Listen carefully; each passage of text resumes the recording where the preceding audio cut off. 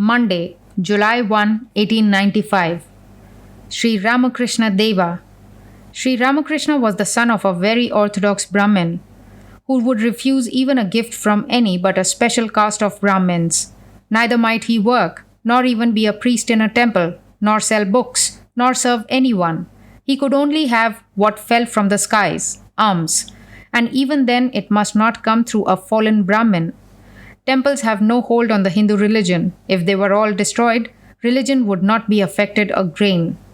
A man must only build a house for God and guests. To build for himself would be selfish. Therefore, he erects temples as dwelling places for God.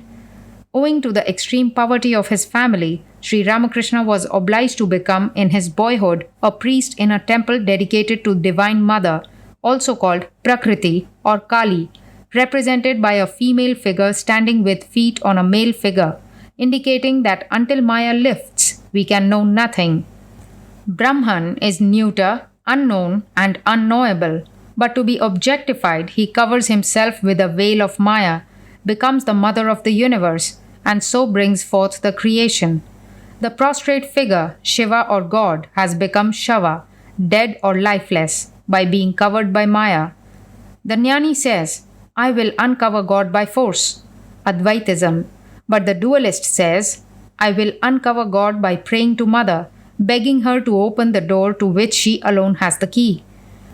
The daily service of the Mother Kali gradually awakened such intense devotion in the heart of the young priest that he could no longer carry on the regular temple worship. So he abandoned his duties and retired to a small woodland in the temple compound, where he gave himself up entirely to meditation. These woods were on the bank of the river Ganga, and one day the swift current bore to his very feet just the necessary materials to build him a little enclosure. In this enclosure he stayed and wept and prayed, taking no thought for the care of his body or for aught except his Divine Mother. A relative fed him once a day and watched over him. Later came a sannyasini or lady ascetic to help him find his mother. Whatever teachers he needed came to him unsought. From every sect some holy saint would come and offer to teach him, and to each he listened eagerly. But he worshipped only Mother. All to him was Mother. Sri Ramakrishna never spoke a harsh word against anyone.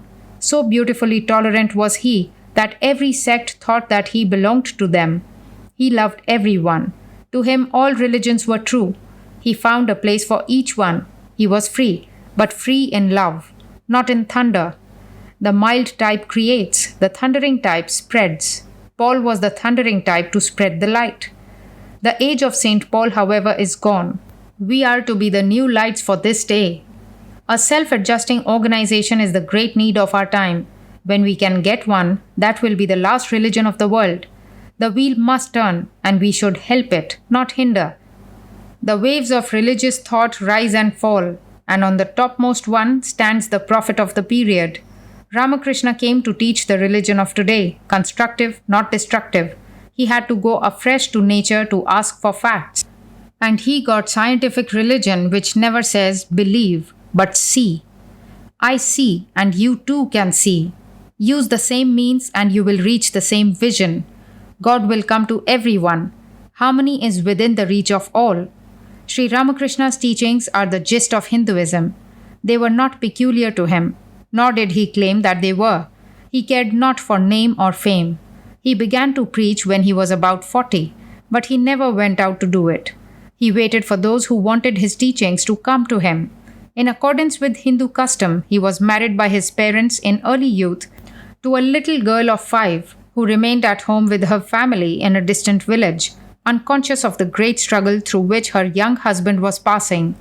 When she reached maturity, he was already deeply absorbed in religious devotion. She traveled on foot from her home to the temple at Dakshineshwar, where he was then living. And as soon as she saw him, she recognized what he was. For she herself was a great soul, pure and holy, who only desired to help his work, never to drag him down to the level of the grihastha, householder. Sri Ramakrishna is worshipped in India as one of the great incarnations, and his birthday is celebrated there as a religious festival. A curious round stone is the emblem of Vishnu, the omnipresent. Each morning a priest comes in, offers sacrifice to the idol, waves incense before it, then puts it to bed and apologizes to God for worshipping him in that way, because he can only conceive of him through an image or by means of some material object. He bathes the idol, clothes it, and puts his divine self into the idol to make it alive. There is a sect which says it is weakness to worship only the good and beautiful. We ought also to love and worship the hideous and the evil. This sect prevails all over Tibet, and they have no marriage. In India proper, they cannot exist openly, but organize secret societies. No decent men will belong to them except sub rosa. Thrice communism was tried in Tibet, and thrice it failed. They use tapas and with immense success as far as power is concerned. Tapas means literally to burn. It is a kind of penance to heat the higher nature. It is sometimes in the form of a sunrise to sunset vow, such as repeating Om all day incessantly. These actions will produce a certain power that you can convert into any form you wish, spiritual or material. This idea of tapas penetrates the whole of Hindu religion. The Hindus even say that God made tapas to create the world. It is a mental instrument with which to do everything. Everything in the three worlds can be caught by tapas. People who report about sects with which they are not in sympathy are both conscious and unconscious liars. A believer in one sect can rarely see truth in others. A great bhakta, Hanuman, once said, when asked what day of the month it was, God is my eternal date. No other date I care for.